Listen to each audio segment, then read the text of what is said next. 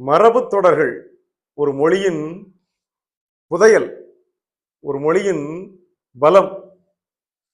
ஒரு தாய்மொழியாக நமக்கு எந்த மொழி இருக்கிறதோ அந்த மொழியினுடைய மரபு தொடர்களை மட்டும்தான் நம்மால் புரிந்து கொள்ள முடியும்.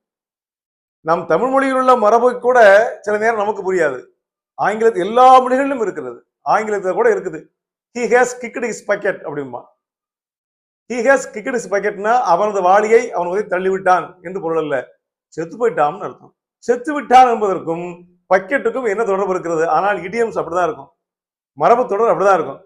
ஆசிரியர் பலமாக மாணவனை அடித்து விட்டார். ஆனா எவனாவது எங்க வாத்தியார் இன்னைக்கு பையனை மோசமா அடிச்சுட்டார், தாக்கிட்டாருன்னு சொல்ல மாட்டான். வாத்தியார் அடி பிரித்துட்டாருமா, பிரிச்சு மேய்ஞ்சிட்டாருமா, அடி வெளுத்துட்டாருமா, அடி கொன்னுட்டாருமா. அடி வாங்க உயிரோட தான் இருக்கான், ஆனா அடி கொன்னுட்டாருமா. அது வேற, அடிச்சு உப்பு கண்டம் போட்டாரு, தோலை உரிச்சிட்டாரு, தோலை உரிச்சு உப்பு கண்டம் போட்டாருமா. அப்ப தோலை உரித்து உப்பு கண்டம் எல்லாம் போட முடியாது. அடி கொஞ்சம் பலம், வெகுவாக அடித்து விட்டார், பலமாக அடித்து விட்டார் என்று சொல்வதைத்தான் இப்படி மரபு தொடர்கள் அந்த பொருள் ஆழத்திற்காக, அந்த பொருளை அழுத்துவதற்காக அருமையாக வரும். இந்த மரபு தொடர்கள் எல்லாம் பள்ளிக்கூடத்து பாடங்களிலே இருக்கின்றன. நாம் பொருளை புரிந்து கொள்ள வேண்டும். நன்றி, வணக்கம்.